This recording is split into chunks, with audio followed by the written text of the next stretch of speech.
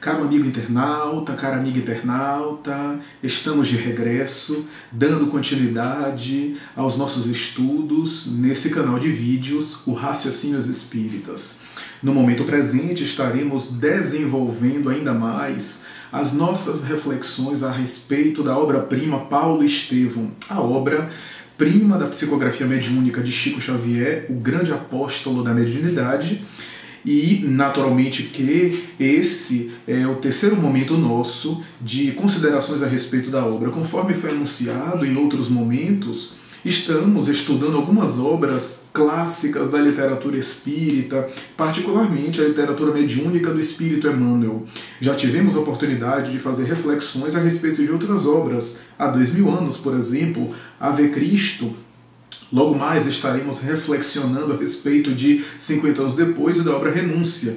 E a respeito de Paulo Estevão, como é uma obra que consideramos especial, já fizemos dois vídeos nesse canal e estaremos fazendo um terceiro momento agora, que certamente não será o último. Tenho a certeza de que não esgotaremos ainda as considerações a respeito da obra Paulo Estevão no vídeo de hoje, portanto, merecendo novos momentos onde estaremos esmiuçando enfoques diferentes. Porque a obra Paulo Estevão é de tanta profundidade que, a depender do nosso nível de maturidade, o nosso momento específico, o nosso estado emocional, de ânimo, nós mergulharemos mais fundo ou mais raso nesta obra memorável. Como nós dissemos em outros momentos, depois de O Evangelho segundo o Espiritismo, esta é a obra que mais resgata o cristianismo primitivo. Se em O Evangelho segundo o Espiritismo, Allan Kardec resgata o Novo Testamento e o Evangelho de Jesus de volta, as lições de Jesus, a obra Paulo Estevão resgata particularmente a saga dos discípulos que conviveram com Cristo e também a saga escrita por Lucas em Atos dos Apóstolos. Atos dos Apóstolos narra a saga dos discípulos de Jesus após Jesus ter deixado o planeta terrestre em corpo físico, isto é, depois da sua morte, Jesus deixa os seus apóstolos e as suas sagas são narradas pelo evangelista Lucas, a quem nós devemos o nome de cristãos àquele movimento, conforme elucida Emmanuel em Paulo Estevão. Foi Lucas que deu o nome de cristão àquele segmento de homens e mulheres que seguiam Jesus e que eram chamados homens do caminho, homens e mulheres do caminho. E Lucas vai escrever Atos dos Apóstolos, que é, de maneira sucinta, bastante resumida, aquilo que acontecia entre os discípulos, os acontecimentos, digamos assim, de maior relevância na sua óptica, no seu enfoque, dando uma ideia geral do que aconteceu na época de Jesus com seus discípulos diretos. Então, Emmanuel resgata essa tradição e traz os arquivos espirituais a respeito dos acontecimentos, notavelmente que, trazendo do mundo espiritual a verdade dos fatos, as informações que os bons espíritos possuem e que nem tudo a história conseguiu registrar, nem tudo os próprios escritores neotestamentários do Novo Testamento conseguiram registrar. E, naturalmente, que também sofreu a modificação da linguagem, a adaptação dos tempos, as várias traduções, que de alguma forma também comprometeu determinadas passagens, acreditamos, havendo inclusive interpolações, adulterações, enxertos, que de alguma forma comprometeram e limitaram a nossa visão e compreensão profunda do que aconteceu com os cristãos primitivos. Como o Espiritismo tem o objetivo de resgatar o cristianismo primitivo, é natural pensar que Paulo Estevão faz um momento fascinante na história do movimento espírita e da literatura mediúnica.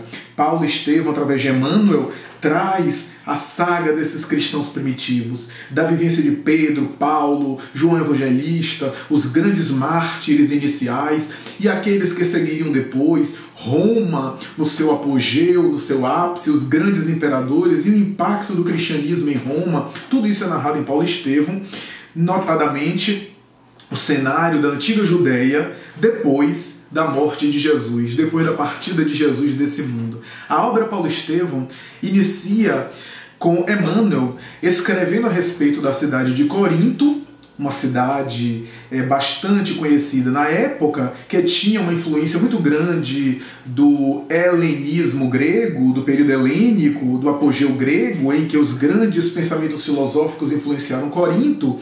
E Corinto era uma cidade cuja tradição religiosa estava, na época, associada ao judaísmo de maneira geral. Corinto era uma cidade que, à semelhança de outras cidades ligadas à antiga Judéia, estava dominada por Roma. Roma era a grande capital política e belicosa do mundo e administrava aqueles países subjugados, aquelas regiões da Judéia. Corinto era uma cidade que Emmanuel descreve de uma maneira bastante delicada e começa a obra falando sobre Corinto, para mais tarde se deter acerca de uma família que ele começa a esmiuçar, a família do patriarca Ben-Jared ou Ben-Jared. Referimos-nos a Joquedebe. Joquedebe era o pai de uma família viúvo já, sua esposa havia falecido, um pai de 2 filhos, Gesiel e Abigail. Ambos filhos queridos, devotados à tradição israelita, à tradição judaica, amantes da lei mosaica, do judaísmo e profundamente dedicados à família e ao pai. Abigail era uma jovem por volta dos seus 18 anos. E Gesiel deveria ter por volta de 25 anos. Ambos filhos dedicados, pessoas honestas na sociedade, vivendo uma sociedade injusta, cujas ruas de Corinto eram inclusive fiscalizadas por soldados romanos que, a mando de Roma, fiscalizava tudo. Naturalmente que, inclusive, coarquitando a liberdade de agir e explorando as massas de uma maneira geral. A família Joquedebe era uma família dedicada ao culto da verdade, da tradição espiritual, e Gesiel e Abigail eram profundamente pessoas dóceis, honestas, honradas. O pai Joquedebe também. Mas a obra fala de uma injustiça que Joquedebe sofre na época, injustiça essa que ele vai mais tarde reivindicar, porque Roma permitia isso, mas era apenas uma reivindicação de fachada, era apenas um serviço ou um órgão público que Roma disponibilizava para aqueles revoltados irem reclamar e mais tarde serem mais punidos ainda. E graças à sua reivindicação por uma injustiça de que ele foi vítima, Roma confisca a sua casa. A única propriedade que ele tinha, ele perde. Quando ele chega em casa, naturalmente antes de chegar em casa, ele, com raiva do representante de César, uma espécie de político, de procônsul que estava em Corinto, representando o imperador romano, ele passa por uma das suas propriedades, já que ele, inclusive, confiscava propriedades da população para torná-las suas, ele passa pela frente de uma propriedade sua e Licínio Múcio, Joquedebe então toca fogo nessa propriedade e chega em casa desolado, porque a sua casa havia sido confiscada. Então, quando ele chega em casa, entra em casa, aquele incêndio tomando conta, Gesiel, o seu filho, não estava em casa, estava acudindo o incêndio que tomava conta dali, acudindo e salvando vidas. Ele chega em casa, fica profundamente envergonhado quando sabe da informação, Abigail está ali, mais tarde Gesiel chega, sujo de fumaça, conseguiu salvar algumas vidas, e ele profundamente desolado porque a sua própria propriedade, sua própria residência havia sido confiscada. Aí começa a história do livro Paulo Estevão. Mais tarde a investigação romana chega até a família Joquedebe, eles são levados a um inquérito, e nesse inquérito Joquedebe é condenado a vários açoites, ele já um idoso não ia conseguir suportar, Gesiel toma a frente e admite que era a sua responsabilidade, que não foi o pai que havia tocado fogo na propriedade, mas ele.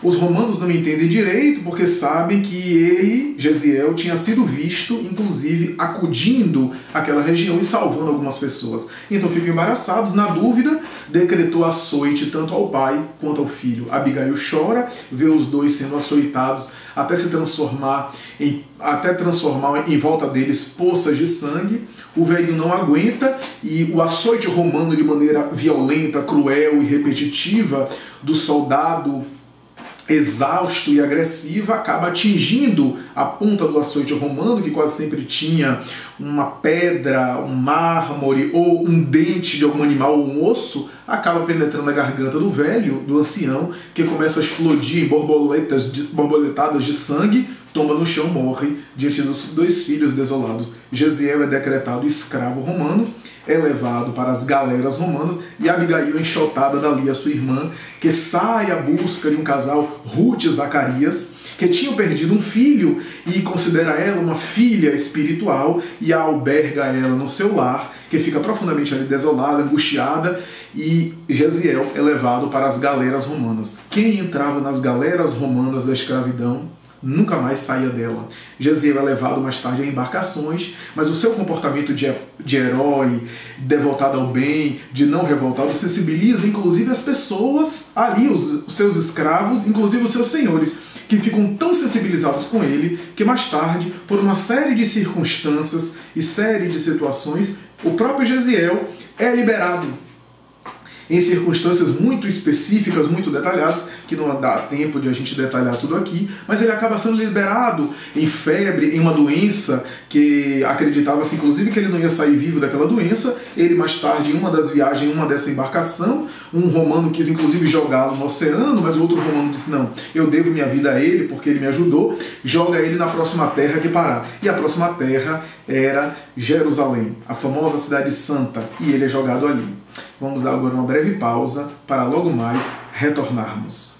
Queridos amigos, estamos de retorno para dar continuidade às nossas reflexões acerca da obra Paulo Estevão. Falávamos há pouco da saga de Jesiel na escravidão, o desenrolar da sua saga, a sensibilização que ele fez em relação aos seus escravos, colegas seus de escravidão, a ponto de inclusive acalmar os ânimos diante de tentativas de insurreição e de revolta, e sensibilizar inclusive os seus senhores romanos, que um deles, Sérgio Paulo, ficou tão sensibilizado e compadecido de Jesiel, que inclusive salvou-lhe a vida, que acaba por prometer protegê-lo, e numa próxima cidade ele muito doente, evitando que ele fosse morto por outros senhores romanos ali nas galeras romanas oceânicas, ele é liberado, jogado nas terras ali, que era a própria Jerusalém.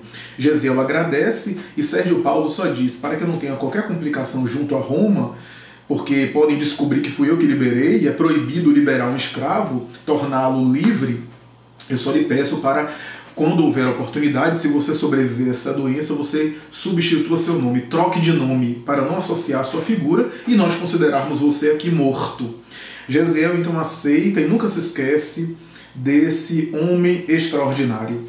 As suas virtudes, a sua dedicação ao bem, mesmo não sendo cristão, ele era judeu, era seguidor da lei mosaica, e a lei tinha também os seus postulados do olho por olho, dente por dente, mas ele acreditava no Messias que viria, no grande sol da humanidade do futuro, que deveria ser alguém que consolaria a humanidade, principalmente a raça tão sofrida, que era a raça hebraica.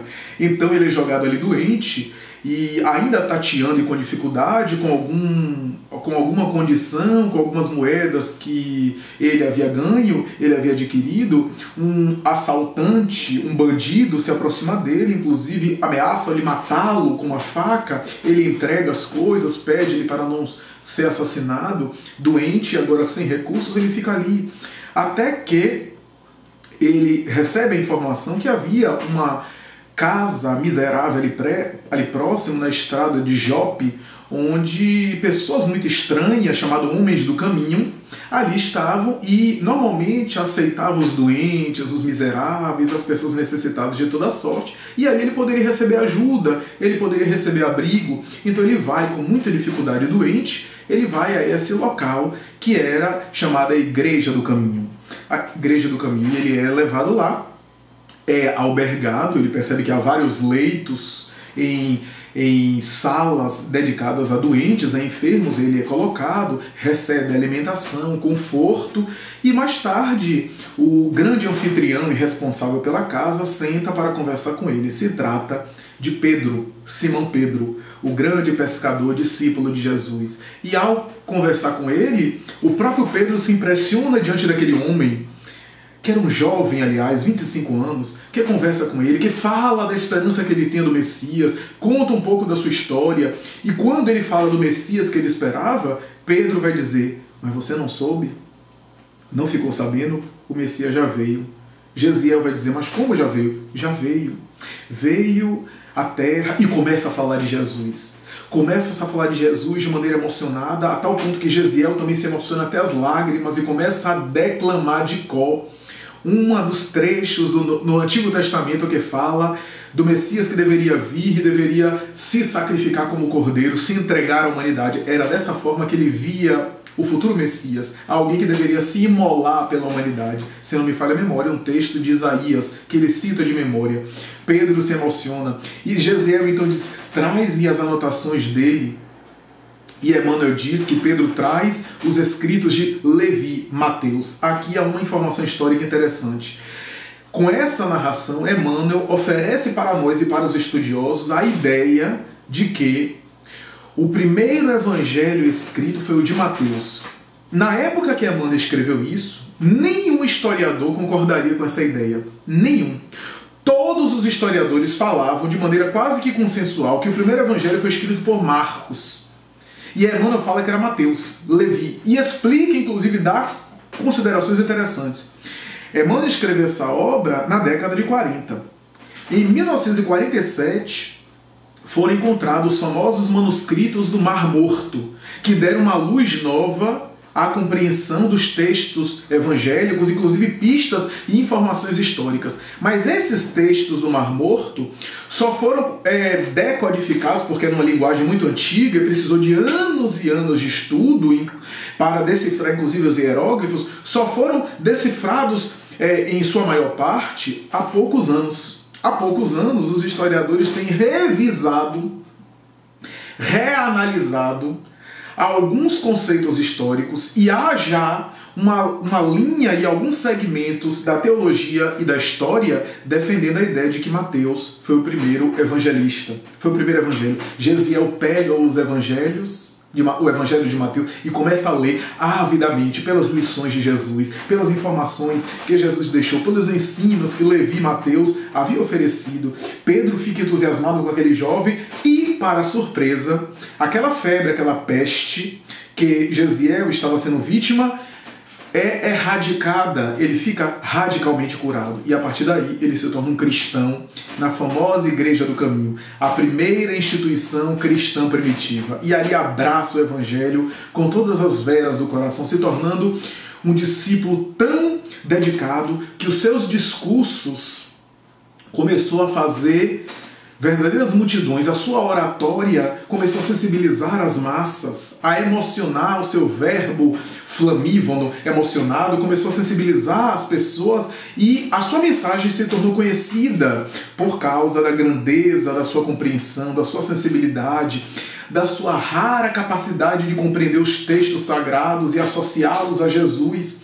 Ele defende Jesus com uma firmeza e com uma sensibilidade inigualável, o que vai, de alguma forma, torná-lo conhecido, principalmente a partir do seu discurso, inclusive nas grandes regiões políticas, administrativas e religiosas do Sinédrio, das sinagogas, dos templos de Jerusalém, a cidade famosa, a cidade santa. E aquilo tem um impacto, a mensagem de Gesiel.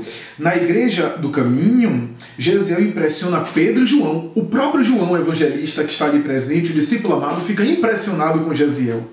E em determinado momento, ele, lembrando-se da promessa de Sérgio Paulo, da promessa que ele fez a Sérgio Paulo, de trocar de nome para não haver qualquer complicação com aquele senhor romano que liberou ele, que salvou a vida dele, ele então muda de nome. Graças a Pedro, o próprio Pedro é que vai dizer: tu então te chamarás a partir de agora Estevão. O nome Estevão é o nome grego, que significa o coroado. O coroado, ou aquele que ergue e que enverga uma coroa. A partir desse momento, Gesiel se torna Estevão, seu discurso vai ficar conhecido e aquele Estevão especial vai sensibilizar muita gente, a ponto de o próprio Pedro e João dizerem, e Emmanuel anota isso, dizerem: ele prega como um grande profeta da raça. As pessoas que iam assistir Estevão falar diziam: é como se fosse um grande profeta da nossa raça, um grande profeta antigo que voltou para falar. Então as pessoas estavam sensibilizadas, magnetizadas, impactadas com o discurso daquele homem especial. E naturalmente que esse impacto vai chegar até Saulo. Saulo, que era de Tarso, da cidade de Tarso, um grande orador, doutor da lei, fariseu, e uma grande promessa da raça hebraica. Saulo era doutor da lei, discípulo de um grande rabino e mestre do judaísmo, Gamaliel, que o assessorava. Saulo era uma grande esperança, não apenas pela cultura, pelo conhecimento do judaísmo, pela defesa da lei, pela defesa de Moisés. Era um jovem apaixonado, fiel às tradições. E Saulo também ansiava um cargo público no Sinédrio, já que o religioso e o judiciário se misturavam em uma coisa só. Saulo almejava um grande cargo no Sinédrio. Seria mais ou menos, já que doutor da lei era como se fosse um operador de direito, o judiciário e o religioso, operador de direito, ele queria um cargo, ele tinha a promessa de ambicionar um grande cargo, que é fazendo uma alusão, uma comparação bastante grosseira talvez, uma metáfora, uma comparação, para darmos uma ideia, para termos uma ideia. É como se Saulo fosse um grande candidato a ser um ministro do Supremo Tribunal Federal, se fôssemos falar aqui numa linguagem atual do judiciário brasileiro. É como se ele fosse um grande candidato, fosse um aspirante a um ministro ao Supremo Tribunal Federal. Então, Saulo ouve falar desse estranho pregador cristão.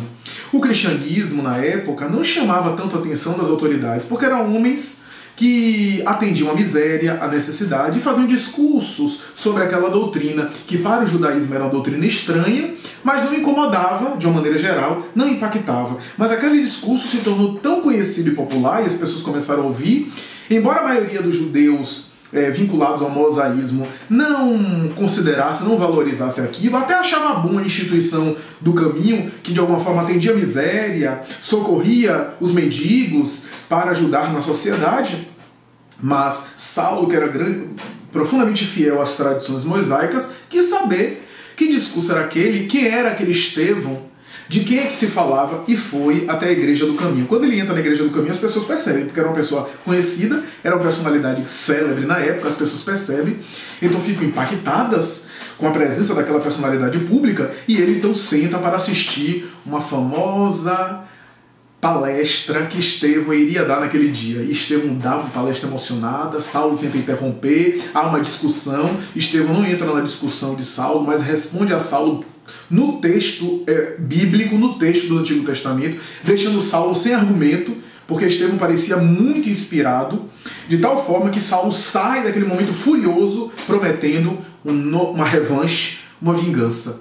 E naturalmente que fica um mal-estar, e a partir daí ocorre um momento de grande conflito e a primeira perseguição aos cristãos primitivos. Vamos agora dar uma pausa para logo mais retornarmos.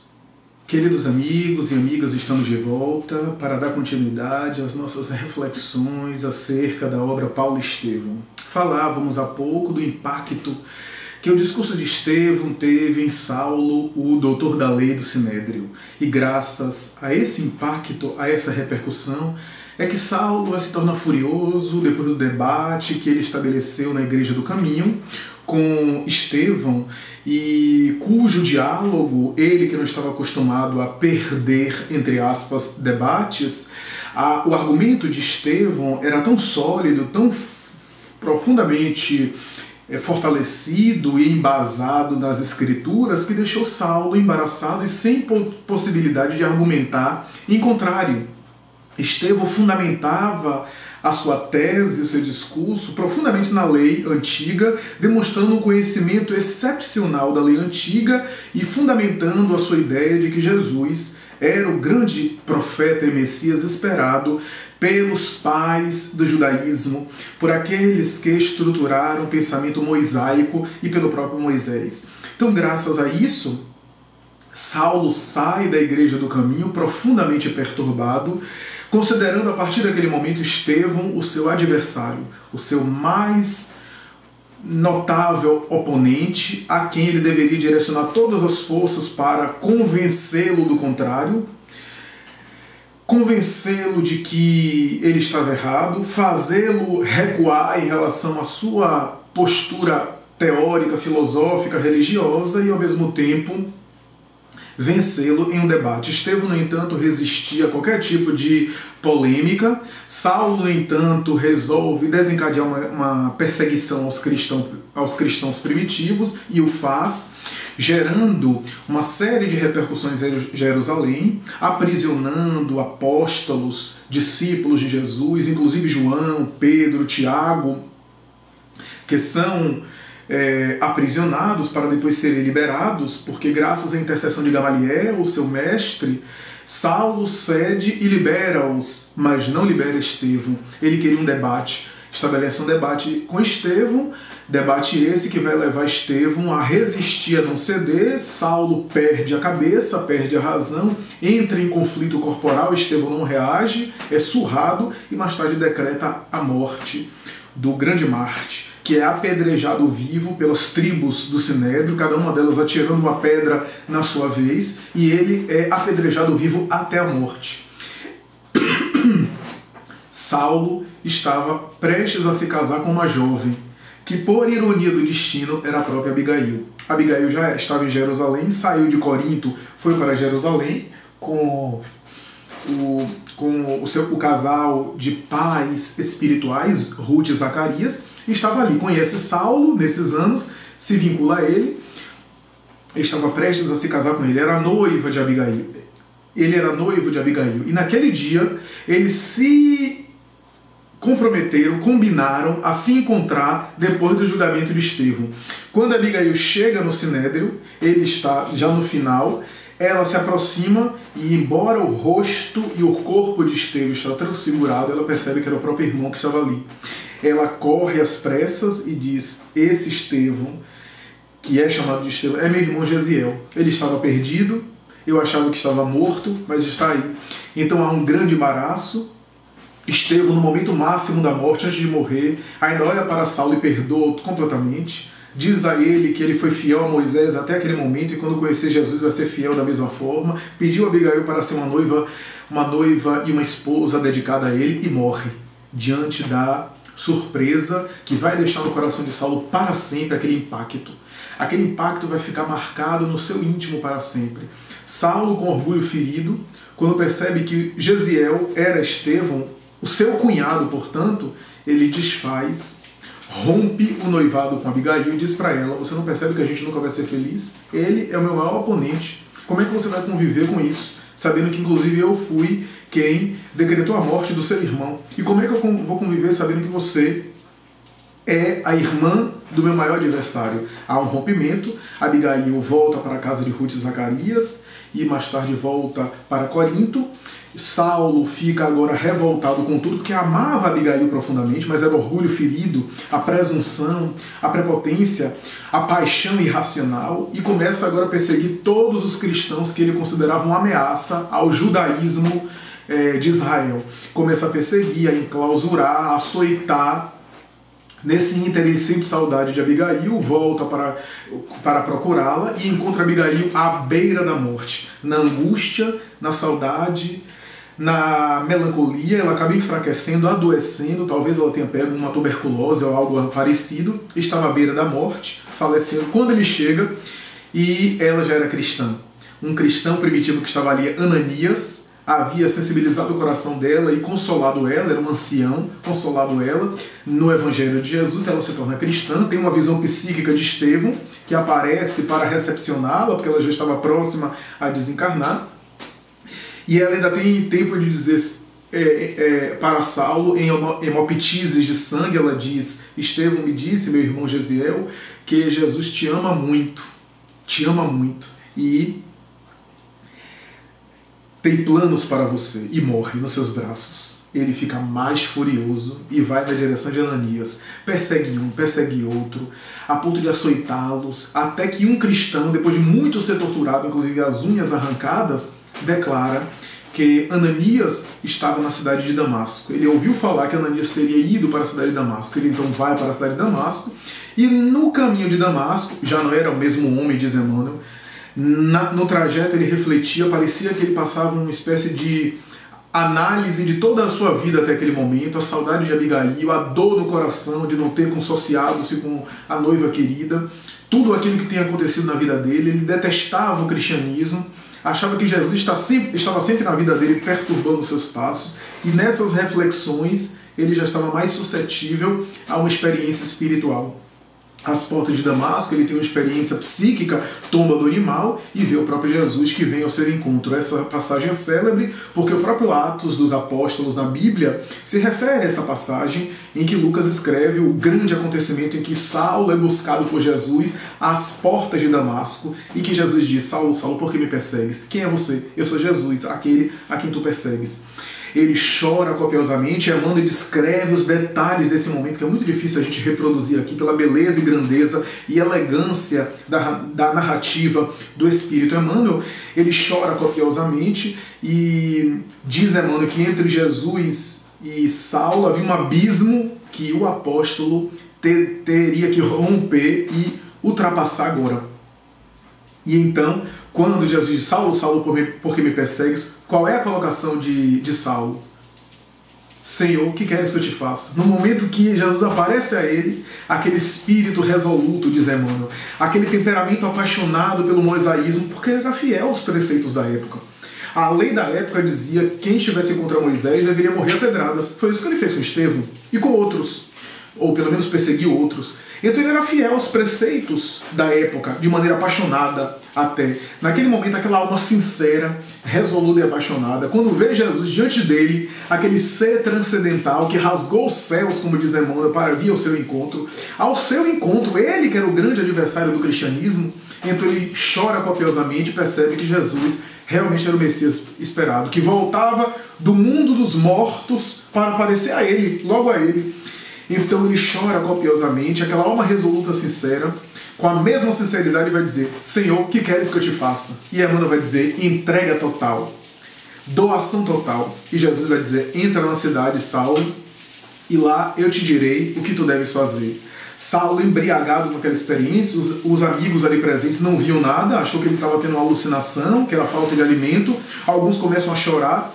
Ele, então, profundamente perturbado, vai dizer: podem voltar, me deixem aqui, eu vi Jesus. Vai para um hotel, se hospeda no hotel e fica lá alguns dias no hotel. Mas sem pensão, Jesus disse que aqui ele me dirá o que é que eu devo fazer. E nesse momento no hotel, depois de 3 dias aproximadamente, alguém bate na porta, ele diz quem é, estava cego. A experiência psíquica deixou cego. Talvez, pensamos nós, era uma somatização física da cegueira espiritual que ele tinha, a cegueira moral. Talvez um fenômeno que, à luz da psiquiatria e a psicologia, seria uma espécie de manifestação histérica, esteropata, de conversão.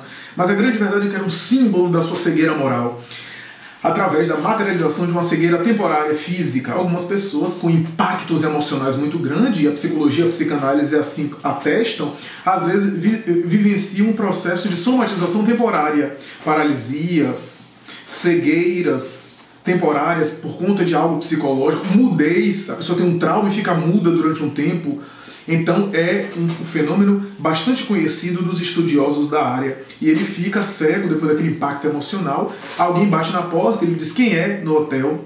E a outra voz diz assim: irmão Saulo, Jesus me apareceu hoje de manhã e me pediu para vir até aqui, para estender as mãos para você, a fim de curar-lhe de uma cegueira que porventura você tenha. E Saulo pergunta: quem é você? E a voz diz: Ananias. Emmanuel coloca um comentário: no cristianismo é assim, a ovelha perseguida vai salvar o lobo perseguidor. Então, meus amigos, a obra Paulo Estevão tem essa saga. Nesse vídeo de hoje fizemos uma espécie de síntese de Saulo até Paulo. Saulo até o momento de ele se tornar um cristão e mais tarde mudar de nome de Saulo para Paulo. E a saga de Estevão, que foi o grande responsável por abalá-lo emocionalmente a fim de que ele pudesse despertar mais tarde para as glórias de Jesus. Então agradecemos a oportunidade e dizemos até a próxima, se Deus quiser. Muita paz.